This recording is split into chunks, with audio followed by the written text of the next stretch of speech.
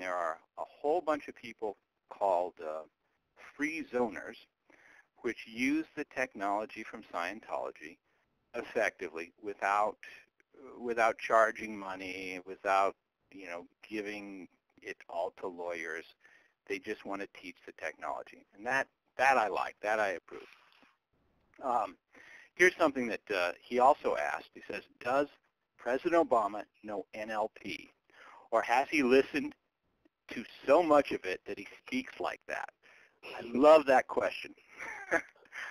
First of all, President Obama is very smart, but he's also president, and he also has speechwriters who are just as smart as him, and probably some of them smarter. And I will bet that there are at least a few of them who have gone through every NLP course, conversational hypnosis process, in every detail, so that when they write a speech and it goes through all the myriad of approvals, that it is polished as much as an NLP practitioner could polish it. So a good example of that, I'll let you speak in a moment. A good example of that is in 2008 he did his New Hampshire Yes We Can speech, and I dissected that on my blog for its persuasiveness, and it is high crafted art as far as I'm concerned. But put aside the political aspects of it, as a speech, it is awesome. You had a question? I think for the amateur that's learning how this process works is to look at Sarah Palin's speech, when she used the blood libel with that thing that happened in Arizona. Oh yeah. That speech, if you break that speech down, because you can tell she's learning the process. Mm-hmm. By breaking down, you get the hidden intent, which is for future running, but using the format or the how I want to express myself, the soapbox, so to speak, of being apologetic for this traumatic thing. You can break that speech down word by word, and you'll start seeing the embedded commands, and it's beautifully crafted as well. She just doesn't sell it as well as Obama, just for those that are listening that are interested. Yeah, well, I have two comments here, if I may.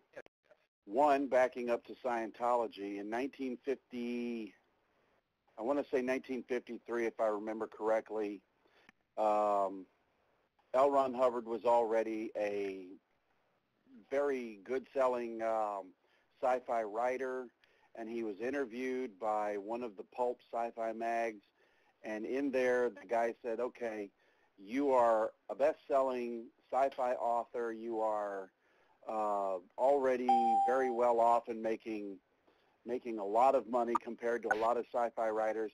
What's next for you? And he said, well, I'm going to turn my sci-fi into a religion. The guy started laughing, and he said, don't laugh, I'm serious. Yep. So that's one point, and that's exactly what he ended up doing. The second point is Obama actually sat through the same NLP class, Pratt class, that Bill Clinton did, upstate New York, late 90s. I believe that. I didn't know that, but yeah. I can't remember the trainer's name, but I've got it somewhere. If I get it, I'll give it to you so you can post it somewhere. Right.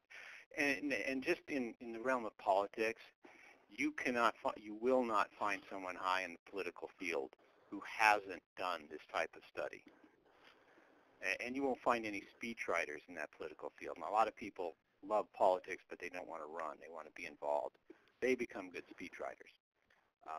So yeah, does he use NLP? Absolutely. Absolutely he does it. He does. Can I interject one thing, though? The subject of embedded commands came up there by reference, and one of the things I want to caution anybody who's trying to learn to use embedded commands, it's not an embedded command just because if you extract it, it can be a command. It's not an embedded command unless you set it off in some way or another so that it stands out from the rest of the sentence. Absolutely. And that's I think when I referenced it, I was talking about the cognitive load to the listener by the indirect speech patterns, not to cause action, only to just to pile onto the cognitive load of the listener. That's all I was trying to apply. Yeah, no, I'm just saying a lot of people they start trying to, a lot of people who go take their NLP prac class, all of a sudden they stand around and everything you say, they go, oh, there was 3 embedded commands there. And you're going, oh, yeah. No, there wasn't. What are you talking about? That there is a question specifically that was sent to me from Bill about embedded commands. He says, I love embedded commands. Just hearing different examples will help. If there is a formula to create some stock phrases, that will be helpful too. And yes, there is a formula. And this is one of the things I noticed about embedded commands is conceptually, they're mindlessly simple. You can describe what an embedded command is in 3 minutes, but to get it down, it takes a quality of practice. And typically, if you're giving a speech, one of the things that you can do to help create the stock phrases is have a written speech, and you go through it looking for commands like feel compelled, or jump on this, or stand up, things that are short, direct, imperative phrases. Yes. And you highlight those. And then as you read that aloud, you mark it off, as Jeff was doing, by pausing, by lowering your tonality, by being able to make your tonality lower. And you practice that. One of the things I did is, as far as a way of creating stock phrases, is you always have to start with whatever the intent is. So if you want them to buy, your intent, there can be many intents in that. The end result is to buy now. The end result is to go to the table, order your product. But you can put in a lot of commands like feel excited, because you want them to be compelled by emotion, not just by these commands. Right. You can tell them to stand up, like, man up. That's a command. Do what's right. Stand up. Go to the back of the room. Get the product. Things like that. Join this seminar. And don't just commit to this seminar. What I want you to do is involve yourself. Be that person in this upcoming seminar that is the hypnotist. You want that. And people want that as well. They want that from you. So, and all that's embedded commands that I was giving. Can I mention something as well? Yes. That would add to that is the use of phonological ambiguities. All ambiguities, as far as that's concerned, are also really nice ways to, without being direct, if you're going to go covert. I know Jeff's feelings on covert. Sometimes in a practical application, whether it's speech writing, you're trying to give that specific message by using something, like you said, feel excited. And what I'm referencing is something like, you come up with this guy, Felix, and you're tying it in. Does that make sense, what I'm suggesting? Yeah, phonological ambiguities demand a lot of explanation. I do understand what you're talking sorry. about. No, that's okay. They demand a lot of explanation, more than I want to give to this particular seminar. But you do make a valid point.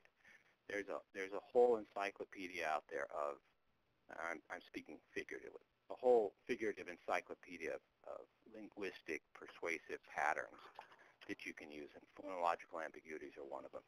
So, but they're very useful, very useful. Let's see. I love this question.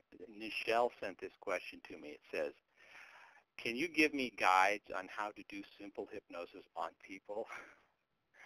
And not in a phone call can I answer that. However, Jeff's seminar and his course, and the course that he and I teach is about as simple a hypnosis learning process as you can get. It cuts it down into 10 very basic steps.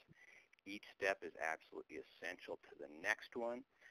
And as a whole, they create this incredibly profound experience for the hypnosis subject, so that the hypnosis subject knows that they were hypnotized. They know something took place. They may have a vague memory of it, but they know something took place. Again, I can't give a simple step of hypnosis in a 1-hour call with 15 minutes remaining. But yeah, there are guides to that. Another question that George sent is it possible to be hypnotized without one knowing one has been hypnotized? Yes. The short answer of that is yes, and that's simply done. I have found it's not always an easy process, but because some people want to really remember and be involved in an experience. But if you suggest that from this point forward you don't have to even pay attention to what I'm saying, because now I'm speaking to the subconscious mind. Beyond that point, they'll know they were hypnotized, but they may not know what you said. And you can actually suggest to them, if you know they're responsive, and my experience is to actually suggest to them that they will not remember being hypnotized. You have to practice with that person so they respond the way that you want. You have to know that they're going to respond to it. It can work just initially with some people, but I'd rather work with someone who is really skilled at being hypnotized and can follow the instructions exactly as I give them. So yeah, you can be hypnotized and then have no memory of it. Jeff, you have lots of experiences with that. I would say there's actually, first of all, I see no reason to purposely create amnesia for a change work session. I am a firm believer that the subconscious mind knows what you need to remember and what you need to forget. And I've had clients who they didn't even remember anything after the word sleep. And then I've had clients who remembered every word and looked at me and said, okay, I know something really wild just happened, but I remember everything you said. And I say, good, because that means your subconscious is doing its job. I really believe it's going to let the subject remember everything they need to remember. However, I have, played around with you will not remember this command, or me telling you to forget this command, but you will do exactly as I say. When I clap my hands, your eyes will open, and you'll just think we've been talking, and you will blah, blah, blah. And it works just fine if you know you have a good subject. As Dantalion said, it's best to have somebody that, if you try that out of the blue and it doesn't work, I personally couldn't care less. I think it's kind of funny. But in general, if you're working with a client, there's no need to create that, but if you want to, you can. It's not that hard. I am, as anyone who's heard me knows, I am extremely direct. I have no problem with anybody knowing I've done it, although I will admit that I have played with and tested doing it using conversational hypnosis, and not only had the person forget that they'd been in hypnosis, but they couldn't remember my name, even though they'd known me for a while. When I brought them out of it, again, using nothing but conversational, they're looking at me, and they got a dumbfounded look on their face, and they're standing there, and because I never put out a direct command, I did it conversationally, and they had just a dumb look on their face because they couldn't think of my name. And then they embarrassedly asked me, so. Right. But, you can do it either way. I just personally don't see any need to do it on purpose unless, of course, you have an or people are watching and it's fun. Yeah. That's true. Well, see, that's an ulterior motive. You're doing it as a performance. Right. Right. Excellent. Any questions on this? Okay. I don't have any here. All right. If anyone's online and has muted themselves, press *6, and you can ask a question, say hi, whatever you like. Another question, which is relative to what we're talking about, helping people, which from Michael Joseph says, what is your advice on the type of technique to utilize in post-traumatic stress cases? Now, we can't really go into a lot of detail, and you may have to have some background in some of Jeff's model, but Jeff, how do you deal with post-traumatic stress? Well, typically with PTSD, I start off by using some sort of symbology technique to break the connection between the memory and the emotion. And at that point, then I use hypnosis, direct hypnosis, to deal with behavior. But it's kind of hard to get to the behavior when the person feels so bad every time they think about it, if you know what I mean. Right. Now, I have a question for you that I run into occasionally, and I don't have my own good answer for it, which is when I'm working with somebody, they're reporting a problem, maybe it's anxiety, for example, and I love testing my results so that, like for a stop